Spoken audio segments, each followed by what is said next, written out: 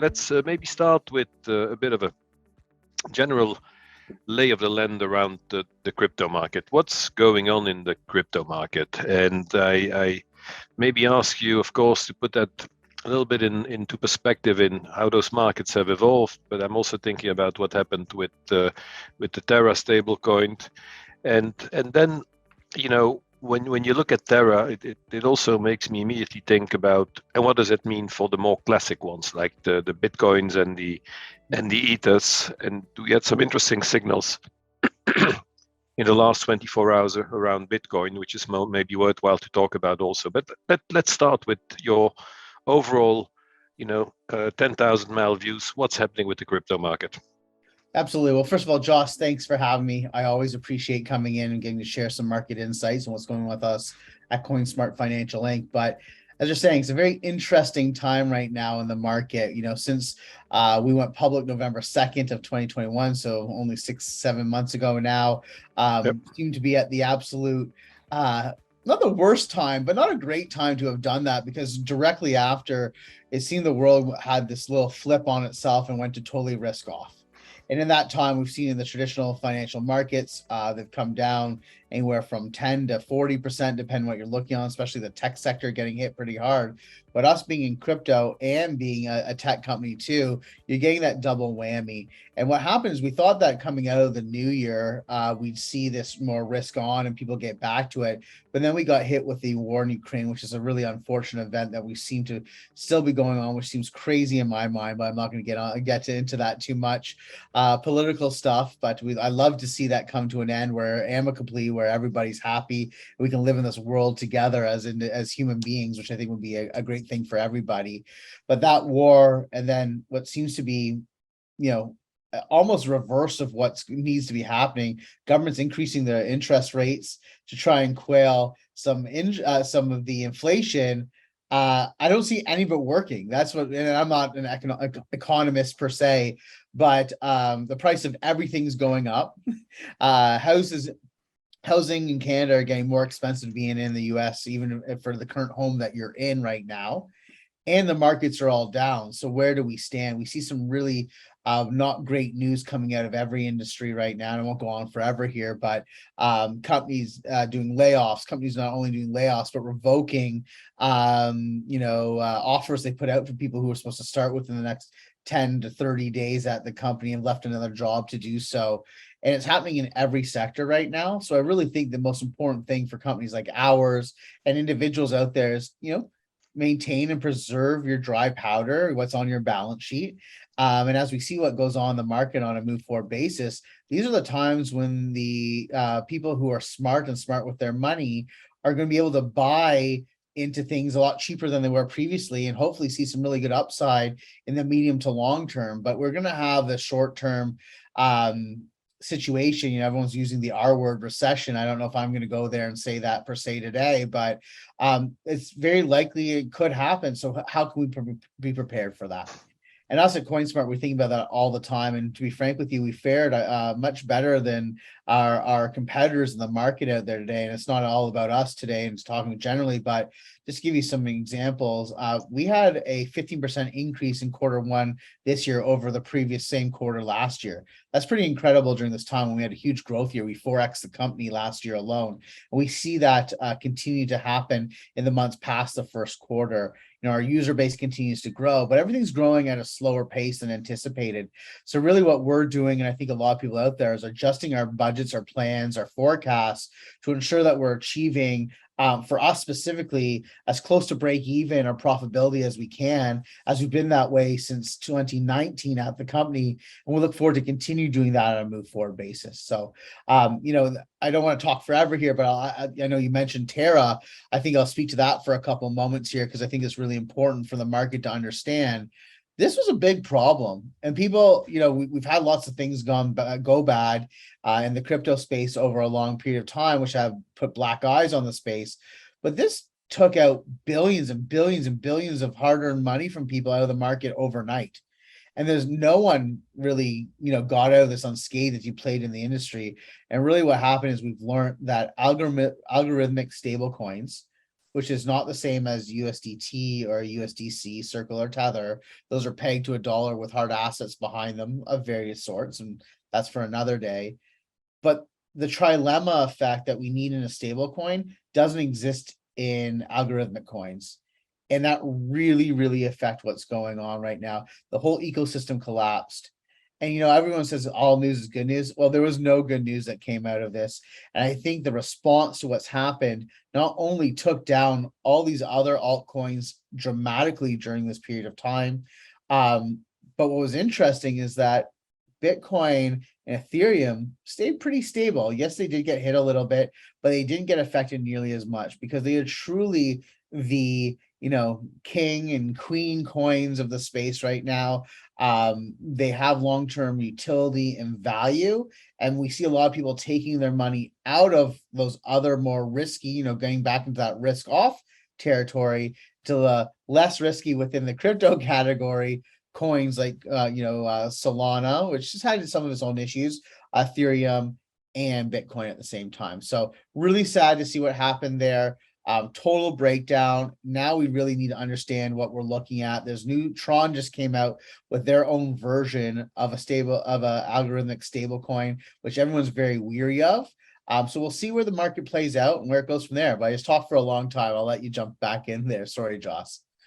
Yeah, no, two quick ones. I think you gave a good overview of what's happening in the market, and you already talked a little bit about CoinSmart, and I'm going to come back to that in a few minutes. But two very blunt questions for you. One, are we going to see a bit of a cleanup of the entire crypto space, and are we going to see it narrowing down on a subset of currencies? You mentioned Solana, Ethereum, and Bitcoin. So what should we think about all those other ones? Like, is this time to reconsider the strategy in the crypto space? And then two, blunt one also, are we in a crypto winter, or do you see this moving in the right direction again soon? I'll start with the crypto winter question. I don't think we're in crypto winter.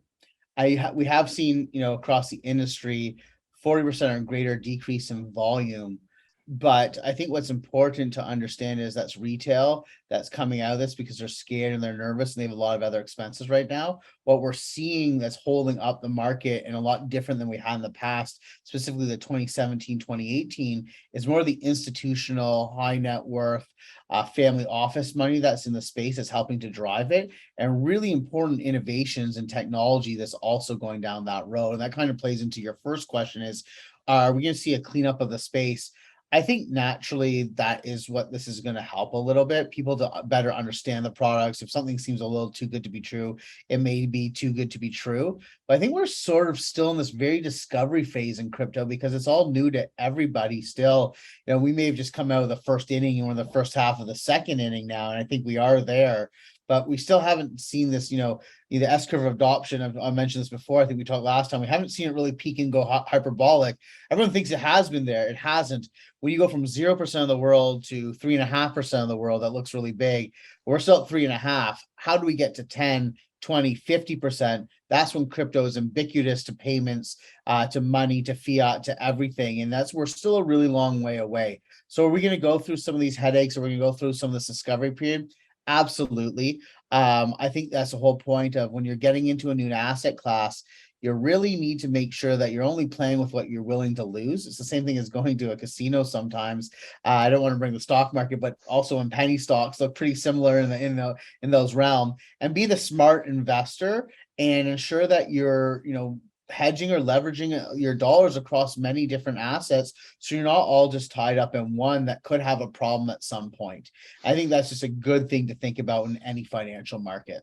It's like a basic rule that we always put forward, that I always say, that is, do your homework. Like don't just follow the flow. Do a little bit of homework and understand what it is you are investing in, and that applies indeed to everything. That applies to crypto. That applies to listed companies. It applies to all kinds of financial instruments that you can think about.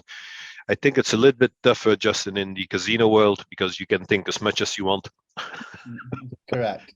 You will Yeah, still so not come with a well thought through view about whether you should go there's no for doubt, and I don't want to make that number 7 comparison. or number 16.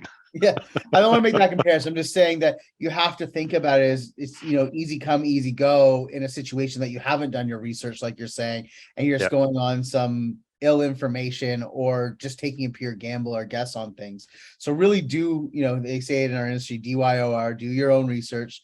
Go out, don't listen to anybody else, don't take anyone else's advice.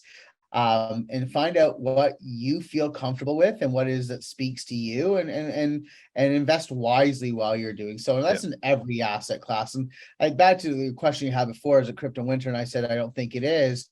What's worse than that for us right now as an exchange, I think maybe you can have a little bit of the same feeling, is price consolidation. We're really in between this 29 and $31,000 Bitcoin, where it's very flat.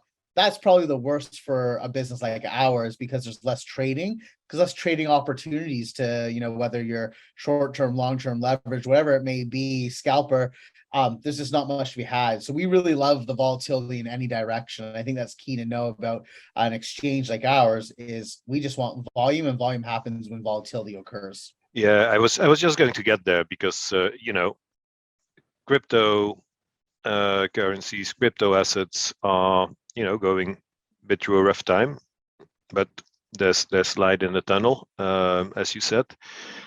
You are a crypto exchange, so what does it mean? And I think you already gave a few of hints about what it means for you, including the last one about the volume. But so, how is CoinSmart impacted by these market circumstances? Well, it's a great question. And I think that we are affected very similar to everybody else. But I think what we do better is we have a diversified set of product offering that allows us to do this. So only 50% of our revenue at the company comes from retail customers. So these are people that may get a little bit more freaked out in this market, trade a little bit less. If there isn't great swings and opportunities, they might sit on the sidelines and just wait to see when the right time to come in, come out of the market is. And I understand that. They have other things that's going on. They can't spend their whole day trying to figure that out in totality. But because we have 40% of our business currently in our OTC and institutional side of things, we're seeing our volume start to increase in different ways outside of retail, because these people are coming and going, this might be a really good entry point for us. Or we entered a little bit higher before, we can dollar cost average in. So they're taking their dry powder, they're taking their free cash flow, and saying this might really be a good buy time. They're not worried if it might drop a little bit more, but they know that in the long run, if they have belief in the space, which a lot of people do, and I concur with that, then we're going to see this increase over that period of time. Then 10% of our business comes from cryptocurrency processing, whether it's a e-commerce site that's doing it, or a local car store that's selling you a car. They use our platform to actually process that money and those dollars in crypto for them, so they can send out an invoice, the person pays it in crypto, it's automatically turned into fiat for that vendor, and then we wire that to them the next day, and there's no chargebacks and there's no fraud capabilities, and it costs a lot less than using a typical credit card. So for us, those diversification are very helpful in the whole scheme of actually maintaining volume, or hopefully growing volume over time, and bringing revenue in for the company as well. But that's very interesting. And the point you're really making is diversified revenue streams, retail, institutional, and then I really want to come back to that payment one, because I'm not sure how many people really are aware of what you're doing in that space. And you see, and that's a very important message, you see the institutional side picking up, and you also see them investing. And it's interesting because it is, to your point, not very different than what we see in our market. For example, we've also seen a bit of a pullback of the retail investor. The institutional investor is there. Markets are volatile. They're still pretty volatile in what we see. And to your point, volatility feeds volume and activity, which is what is important for an exchange. But the fact that they are there and they're coming in larger numbers, that's typically a vote of confidence. And when they come in, it's usually more timely than when you're at the end of a big wave of growth and value appreciation. That is when they are typically sitting back and starting to sell. So diversification allows you, and you said a few words about that earlier at the beginning of the discussion. It allows you to do financially pretty well, and I would find it very interesting if you could tell us a little bit more about the financials and how you're doing from that perspective, because in a market like ours, where let's put the war in Ukraine aside, which has a very big impact on things, but we are in a period of inflation, we are in a period of growing interest rates, and that adds another component that impacts companies. We talked about the fact that crypto is under pressure. We talked about the fact that technology is under pressure. But when interest rates go up, net present valuations go down. That is typically, how, and growth companies are the ones that are typically impacted. And what investors start to do is look much more deeply, in a much more focused way, into how cash flows are evolving, how close profitability is. Could you tell us a little bit more about that? How you're doing from that perspective, and maybe, let's keep it to that. How you're doing from that perspective, because that's important. No, I think you're hitting on a good point there. They go away from what might be this big upside in the future to more what looks technically sound within a company, and that's spoken about a lot. I do a lot of IR meetings or going out and talking about the company out there, and everything now seems to be revolved around that. So I think it's a very poignant piece that you're bringing up right now. And to be frank, if I look at ourselves versus our competitors that exist on the market today, and I won't mention names, I don't think it's appropriate or needed, we're faring much better. As I mentioned earlier in the call, and I'll talk a few numbers now.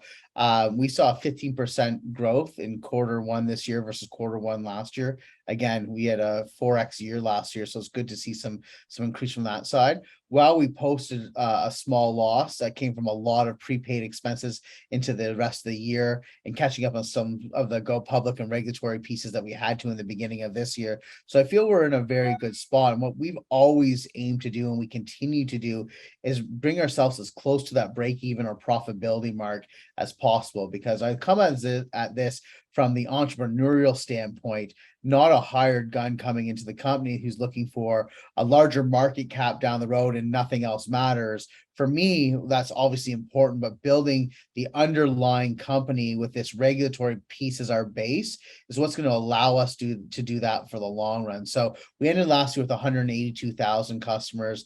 By end of Q1, we're over approximately 215,000. So we're still growing very quickly on the customer count. We're seeing them being very active on our platform, especially during the most volatile times as a USDT situation or the tariff situation was going on. Our market was about 3 to 4x a typical average day. So we love seeing the volatility, obviously not to dismay of other investors for other reasons, but we just like to see that in general. We have our assets under management or in custody. It's grown by 99.5%, which is incredible year over year on that side of stuff. And we still maintain no debt at the company. I think those are really important aspects for us. And what we're focusing on right now, and the growth aspect for us, is we've talked a lot about moving into other jurisdictions, which we're doing, but we're doing it at a slower pace because we understand that they have more needs than what we have here in Canada in the crypto space. But we're really focusing on building that more institutional desk that we've talked about, as well as our payment processing, because those pieces are ubiquitous to what's going on in the market. They continue to happen, and they're a little bit of counterintuitive to the market on the other side. So when retail is growing really, really, really quickly, we have institutional that's pretty steady, and we're seeing the reverse of that right now. But that's a key aspect, because I believe the more institution we have come into the market, it started, and I wrote a blog piece about this not so long ago, where I'd go to a conference or we'd have a meeting and everyone's question is crypto going to be around? Like, what's going to happen with this? That's sort of really flipped. Crypto's here. It's here to stay. It's not going anywhere. What does it look like into the future? We're not really sure. We don't know who or what coin's going to be doing really well or not well, but we do know that you need to have a centralized exchange like ourselves to get money into the industry, to get money out of it, and everything you want to do between starts with us. And if we can continue to be the ecosystem around all those items that people need, whether it's payments, whether it's NFT stuff, which we just made an announcement on, we have a platform coming to market, very shortly. Whether it's a DeFi play you want to go into for yield, you have to go through our pick and axe or our plumbing to make that happen. And that's a really good place for us to be. So our big focus into this upcoming 2 quarters of this year is maintaining our growth in the sectors that we're in and helping, as market comes back, we hope that will help us do it, to do a better job for our current customers and help them, whether it's trade easier, get money in and off our platform easier, and really making things really accessible for them. But the big thing for us is growing the institutional desk on the OTC side and the payments. Payments is a huge key factor for us. We actually had something really exciting happen to us last week, which will be an announcement for over the next few weeks out of the state of Wyoming. Wyoming is where our U.S. subsidiary is located, and where we have our U.S. OTC desk that we deal with specific U.S. states within. We've been working with them for a long time as they just legalize gaming. So we have a couple of really cool announcements to come out of there, which will be exciting. We know that in Ontario, right where we're based and regulated and public, they just legalized gaming here. We know 30% of all gaming payments across the world are done in cryptocurrency.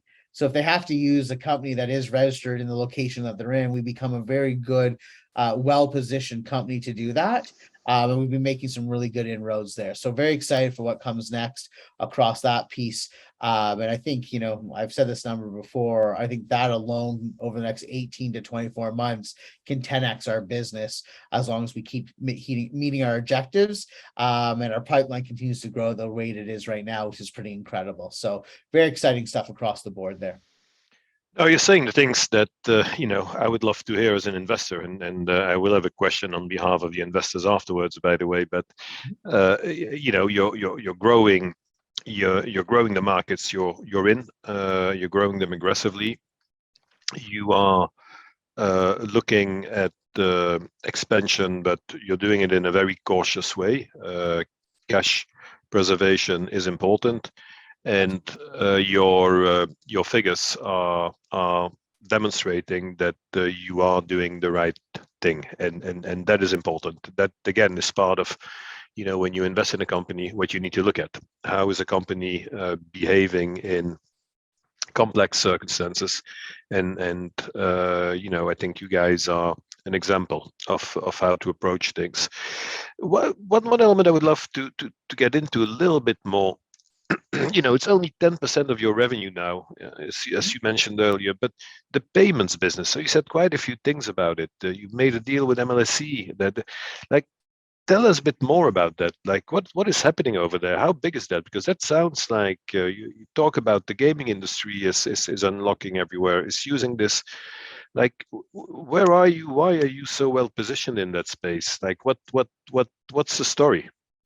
Well, I think it's just something that we've come from in the past, and we've had some very well connections to. One of our board members is also the former international CEO of DraftKings.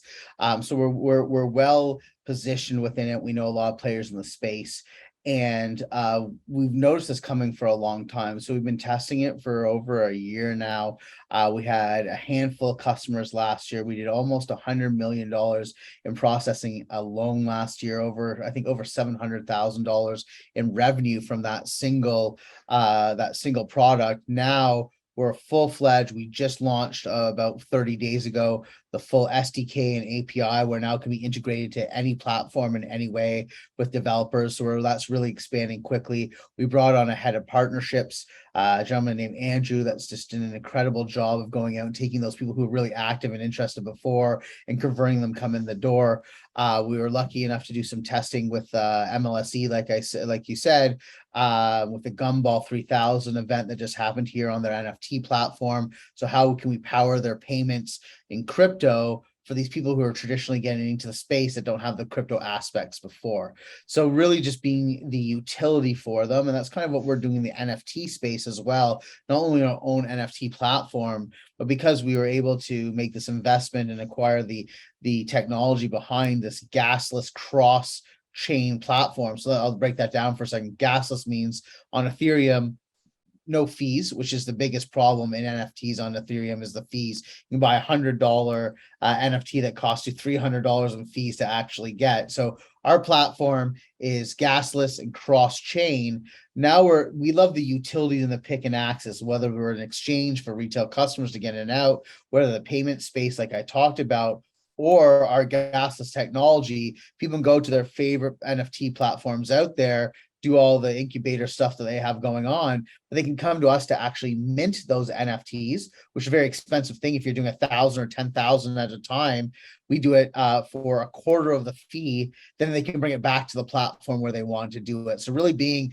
the pick and axe in the profit center, something that has very high margins for us, while reducing the fee by whether it's 50 or 75% for the end user, everyone goes home the winner. So how can we bring those utilities to the market is really what we're looking at while we continue to grow retail customers who will be using these other features down the road, whether it is for payment or whether it is for the e-commerce store or the team members that they're paying across the world, have all that for them in our ecosystem as we build the financial institution of the future based on blockchain and cryptocurrency. Yeah, no, that's a very, very exciting piece in your or part, I should say, of your offering, and definitely one for everyone to keep a close eye on. And the word you use the word utility a lot. You used it for the payments, you used it for the marketplace, and I think that everyone in our audience should really think about that. Utilities are entities that facilitate trade at the end of the day. That is what they do, or they facilitate a component of a trade, whether it's a payment, whether it's a market, or anything else of that nature. And in fact, utilities are not, and you said that, but I'm gonna stress it. Utilities are not affected by how those assets themselves go up or go down, because they are facilitating the exchange, they're facilitating the payment, and that is always a very important element to think about when you look at a company. Is this company itself an investor, or is it an enabler? Is it a utility? You are a utility, and utilities, always thrive because there will always be a need for that utility to be there and to provide that service. That's the world of the exchanges. That's the world of the payment companies. You need that service to be there. The only thing you have to be careful about is that you don't you continue to provide a service that's in line with what the clients want. So you cannot just sit back. Well, that's the most important piece. That's the most, yeah. And as we say, making cryptocurrency accessible, that's in everything that we do. How do we, are we there for them? Is it the 24-hour-a-day service? Is it faster in and out rails and payments? Those are all things that we got to make sure that we're going to our customer, having those discussions, ensuring we're providing what they need. Because as long as we do, they're coming back to us, whether if it's not today because their market's not where they want it to be, but it is in 6 months from now, we're there to service them and always be there. That's the key aspect. And customer experience is the number one for us here. That comes from trust, that comes from transparency, ease of use, and that's all around regulation. Why we went public is, there's nothing that's not transparent about us. It's all out there in the public for everyone to see. And we thought, and we do see that playing out. That's very powerful to other individuals who think of this as a new industry, because it is, or don't know as much about it. The fact that we can say, here's all of our everything. That's really an important piece. Yeah, no, and you're absolutely right. Going public, that that drives transparency. So all the information is there. Justin, it's already 1:32. It's funny. It went very fast last time. It did it again this time. But I still want to end with one last question. Sure. And it's a question that I'm sure a lot of people in the audience want to hear the answer to. What is your message today? In 3 bullet points. I'm going to make it tough for you. What's your message today to your shareholders and potential future investors? One is, this is going to look like an overnight success one of these days. Just watch out for that. Understand that I'm a fiscally conservative CEO, and I'm always looking at our bottom line and conserving as much capital and cash as we can during times of slowdown or change in the market. And 3, we'll always be innovative to keep bringing more utility for our users, for the subset of people out there that are profitable and are actually needed in any time, not only in the good times. That's what I can bring to the market for sure. Thank you for that, Justin. And my last point, which is 1 bullet to the audience, is do your homework and definitely do some homework around CoinSmart. Look at the data, as Justin said. It's all out there. It's all public. Look at how the business is evolving, and look at how the business is being managed, because that is what makes companies. And those are the companies that will be part of our future tomorrow. Justin, and one piece of that, without being overly promotional, look at us versus the rest of the people in our sector. Look at what they're trading at versus their revenue and their market cap. I won't get into details, but we're trading at cash value right now, and we're the most profitable or closest to profitable company that exists in the space in the Canadian sphere right now. So take your research. I'm always available. jh@coinsmart.com if you ever want to reach out to me. And sorry to interrupt, Joss. I'll let you finish off there. Yeah, no. I think you added a very interesting point. So you were comparing your price multiples with your revenue. Well, your revenue price multiples with what we see for other companies out there, and I think that's a very powerful message also, that indeed investors should be looking at. But Justin, with this, I'm going to say a very big thank you. Again, it was an enlightening and very candid conversation, which I think is great. That is what the audience wants. That is what investors want. They want to get the facts. They don't want to get the promotion. So thank you very much for that. If there are any other questions, feel free to reach out to us. I think Justin also gave you his email, jh@coinsmart.com. But if you can't remember it, just send us an email and we'll make sure that Justin gets the information. Thank you to all of you for joining us today. Thank you again, Justin, and looking forward to the progress and the developments in the months and years to come. Awesome. Well, thank you again, Joss, and to your whole team. That's always helpful. We appreciate it, and we'll talk soon. I hope. Be well, and let the trend be our friend, everyone. Let's hope we get some good momentum from here. We just broke a 9-week bearish period in crypto, so we see some green now. Let's hope it continues that way.